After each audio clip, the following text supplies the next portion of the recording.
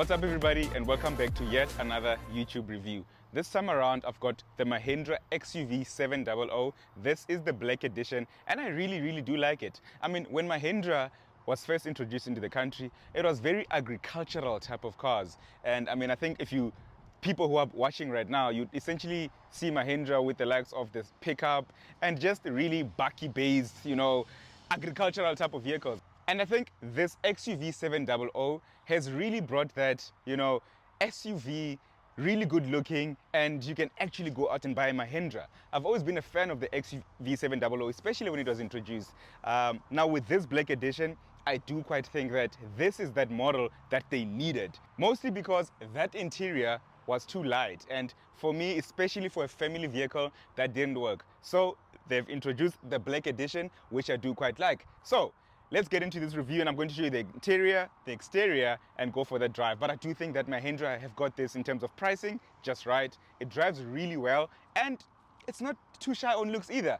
So let's get straight into it. But before I do go on, please don't forget to use the link in my bio, the link in my description box to get a code from Naked Insurance. And in only under 90 seconds, you can insure your Mahindras or anything really. I'll put a code, the code that I got for this XUV 700 and on my profile. You can go out and get the same code. And remember, if you use the link in my bio to get a code, you'll essentially be in the running to winning that competition that I'm running, where you can be a passenger in the Porsche Cayenne GTS that I'll be driving. So get to getting a code, and I'll even give you some money. Let's go.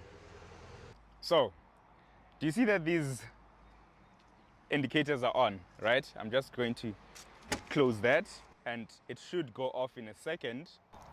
So it automatically switches off and on when you open the bonnet. So I'm going to open the bonnet now because I'm going to show you guys the engine. Just going to open that right in there. And they automatically come on, which is a nice feature. Should you get stuck on the side of the road, you don't have to automatically just, switch on your hazards in case you forget. The moment you open your bonnet, it will essentially put those emergency lights on. Just going to show you this. This is the 4-cylinder 2-liter turbocharged petrol engine with 149 kilowatts. And I think it does the job quite efficiently. I'm not too mad at it. It does exactly what it's meant to do. I love the drive, but we'll go and I'll show you that later on. But I just thought I would show you this feature, which I think is such a nice touch, and I think manufacturers should start adopting that, so that should something happen on the side of the road and you need to pop that bonnet open, that automatically goes on. Anyway, let's go to the rear.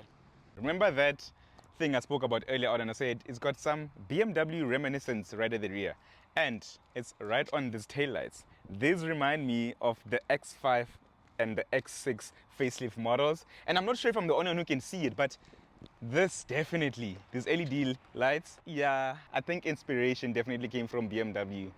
Anyway, these are LED taillights which look absolutely gorgeous. As you can see, you've got your XUV 700 badge right on there, and the 700 is in blue. I'm not quite sure why it's in blue. You would assume that it's a hybrid model. But anyway, you then get your parking sensors, a plastic bumper right on there, and your reverse camera is right on there. And then you have a manually operated tailgate with massive amount of space. So this is a 7-seater. And obviously when the seats are folded down, you do get a lot of room in there. You've got cup holders right on there, and people in these seats as well can control their own aircon controls with this dial. Let me just... Lift that seat up, and it's quite easy to lift, to be honest with you guys. There's that, and this is the boot space then you are left with when you have the seats up. And that is always the caveat that you are left with when you buy a 7-seater, is that you have to unfortunately sacrifice some boot space for those rear passengers. But I do quite like the fact that it's quite easy. It's just this button that this lever rather. There isn't a... I wish that there was somewhat a USB port right in the rear, but a 12-volt socket will work just fine. Then your grocery hooks are right on there, should you then be using these as a boot. But it is a decent amount of boot space. You open on here, and you've got your spares right on there, and then your spare wheel. Your spare wheel is right under, and it's not a full size. Oh no! It's a full-size spare. It's a full-size spare. It's right under here. So that doesn't sacrifice into your boot, considering that it's a 7-seater, and if they had to put it under here, it would be hassle. So your tools are in here, and then you take your tools out, and you have to go underneath to get that spare wheel out. It is a full-size spare wheel, so that's a quite touch. I just honestly wish that this was an electronically operated tailgate, to be honest with you guys.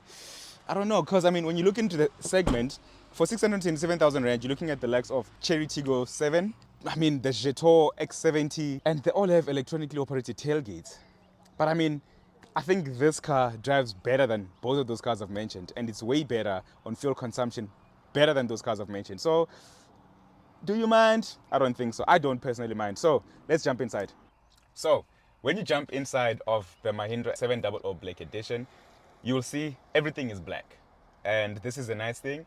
And the fact that the seats are now black makes such a huge difference for me, because the light in the previous, well, not previous, in the other XUV 700 is not doing it for me, especially if you're going to be a person with a family, which you are most likely to be when you buy this car. Now, you've got this multifunctional steering wheel, and it's clear. I like how it feels in the hand. The buttons are easy to use. Then you've got this massive screen layout on here. This side is for your digital driver's display, and you can cycle through a whole lot of menus right on there. Then on here, you've got your infotainment with wireless Apple CarPlay and Android Auto. But I have been having issues with Apple CarPlay for some reason. Even when I do have the cable connected, I don't know what's been happening. And you've got all these things that are in this car, to be honest. I just found with XUV 700. You can see your power and your torque. You know, it's just really, really cool. Your radio options are on there as well. So it's a screen that you're easily able to use. You can swipe up and you can see your climate control, your documents, etc.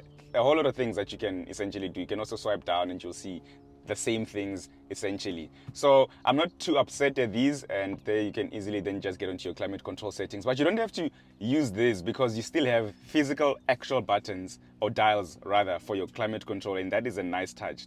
I don't like always having to do things in the infotainment, because firstly it gets dirty, and secondly, well, firstly actually is that it distracts you, and secondly it gets so dirty with the fingerprints. Then you've got still leather wrapped materials on the dash that feel really, really solid. Really, really solid.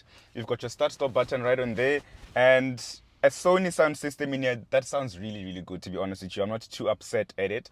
And then you've got two type A USBs right on here, a wireless charger. You have toggles on here. One is for a camera, one is for you to, to put a screensaver, switch on and off your airbags, seat belt reminder warnings, and your hazard button. Then you've got your gear shifter on here, park brake, and your auto hold button. This is a dial that you use to control your infotainment, and it's quite cool that you don't have to essentially be touching on there. You can just use this. It reminds me of the BMW iDrive wheel, actually. Got two cup holders on here. You've got massive space in here. It's not really massive, but you've got space that you can essentially put whatever you want to put. This thing keeps on falling for some reason. This is where you're supposed to put your key, but it keeps falling. I don't know what I've done, but it keeps falling. And you can put your key right on there as opposed to putting it anywhere else. So let's just put that in there. Then now it doesn't want to close. Then the seats, the driver is electrically adjustable. The settings are right on the door. And this is where I start to have another problem, because the passenger is not electrically adjustable. You have to. But am I mad at it? I don't think so, actually, because the segment on its own also does the same way. So the fact that the driver is actually electrically adjustable, it's not too bad. I only have issues with this seat because I can't get my perfect driving position, and I'm not sure if it's a thing that it needs more height, because I'm struggling to find height, because I want to always see over. I drive quite high and I can't get that setting. I'm actually worried about short people because they might have an issue, but I guess you just have to go all the way to the front. And yeah, I'm going to jump into the rear seat. You've got massive amount of space in these door pockets, guys, where you can put big bottles for, bottles, wallets, whatever you want to put, you can essentially put that. But for now, I'm going to jump into the second row, and then I'll jump into the third row. Just look at the amount of space. Just look at this amount of space that's in the second row. It's amazing. It's absolutely mind-blowing. And you can actually recline if you want to. Just pull on this lever so you can somewhat recline. And I think that's a really great sitting position. You've got seat pockets. You've got still massive amount of space in the door bins for you to put your drinks. You've got one Type-C right on here, which is quite efficient, a place for you to put your coins. These are your aircon vents. Just put it back. Then you've got a place here for your cup holders. It is quite high, but I think maybe that's because the seat is reclined a bit. I'd need to use on the other side. Whoa, whoa. Things I do for you guys, man. Things I do for you guys. But you do have your cup holders right on there. Now, let's jump into, and also, before I actually jump into the rear, these seats are comfortable. They're very, very comfortable in here. They knew what they were doing. They knew what they're doing. This massive panoramic sunroof brings in a lot of light. I do quite like it. I just don't like this headliner. It's too light for my liking, especially for a family car. And I would have appreciated a black headliner considering that it's a black edition and everything has been made black. So let's jump into that third row. Okay, so to jump into the third row, put that and that will automatically lift. There. Trying to get in here, put some of the bags in the back. Remember, essentially you're sacrificing some space in the boot. So let's bring this back up. Okay. So essentially, yeah, wowzer. Yeah, I'd sit in this place if this was the only choice I had and I was, I was on the side of the road and I'm like, please guys, I need to get home. Or I'm coming from, Monati and I'm like, ish guys, I need to get home. Please help me. And I'd sit here and I probably would be comfortable. These do somewhat recline. I just do not see Where the lever is, but I do know from the back you can kind of pull it to go back a little bit. But from here I can't see, so I am quite. Yeah, but I think for kids it'll be absolutely perfect. So yeah, that's the third row of the Mahindra XUV 700. Let's go for that much needed drive. So how does the Mahindra XUV 700 drive? Now, to be honest with you, I'm not too mad at how this car drives. The one thing that I'm just upset about is there's indicators that make such a noise when you indicate. And this has been a thing as well where most of their products do that. But the one thing as well that I mentioned is that when you indicate, it automatically checks the blind spot for you. So if you can see right in the middle there, and it will check whatever direction that you're doing, it will check using those cameras as leverage. And I think that's quite cool, really, because you can always see what's in the lane without having to turn around. And I find that quite cool. Fuel consumption, I've been sitting on 10.7 liters per 100 kilometers. I'm not too upset at that considering this is a 7-seater. And I mean, when you look into the entire segment, especially the other competition, you will be met with those fuel figures, trust me, if not more at times. And this is still a brand new unit. So I'm pretty sure that after its first service and, my high mileage going up, it's going to come down, I think, to even maybe 8 or maybe in the late 8s or 9, early 9s.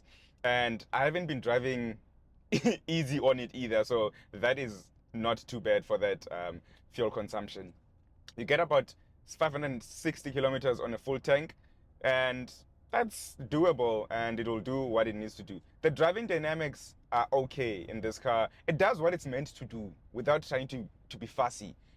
And I think this is one of the best driving cars within the segment. It's not jerky. The throttle modulation is just perfect.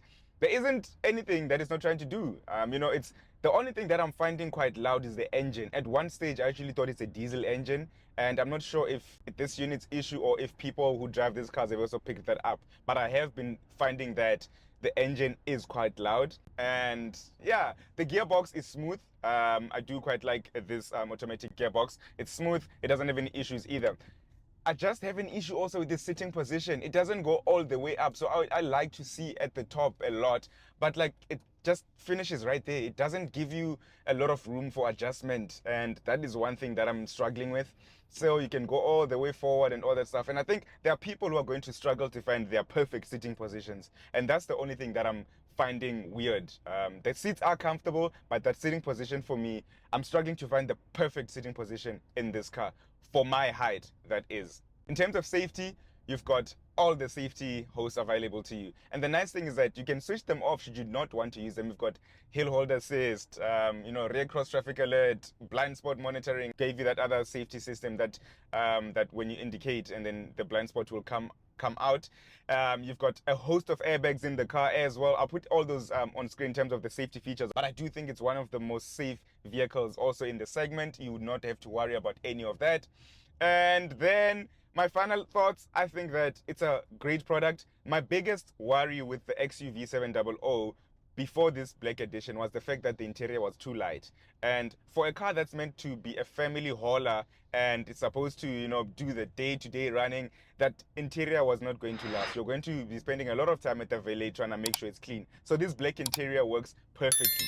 I just wish the headliner was black too for me, because you can already see on some of these parts, people with touching sweaty hands, it already starts to go off. So now imagine if this was the entire light interior of the car. So yeah, I am quite happy. I'll also put the code that I got from Naked on this car right on screen right now, so that you can see how much you can expect to pay in terms of your monthly premium for the car, as well as the insurance code from Naked that I got. Otherwise, thank you so much for watching. Please do not forget to always keep using that link in my bio to get a code from Naked Insurance, and you can insure any car of yours in less than 90 seconds. You can also stand a chance to win a driving experience with me. And when I say driving experience, please note it's me coming to pick you up in a Porsche Cayenne GTS. I'll give you a 1,000 Rand take a lot voucher and a 1,000 Rand cash as well. And then we can go for a coffee and just experiencing that car. So please don't forget to comment, like, share, and subscribe and get that code. And let's just grow the channel. Thank you for 12,000 subscribers. It's been amazing. Up until next time, don't forget to always keep left and pass right. Peace out.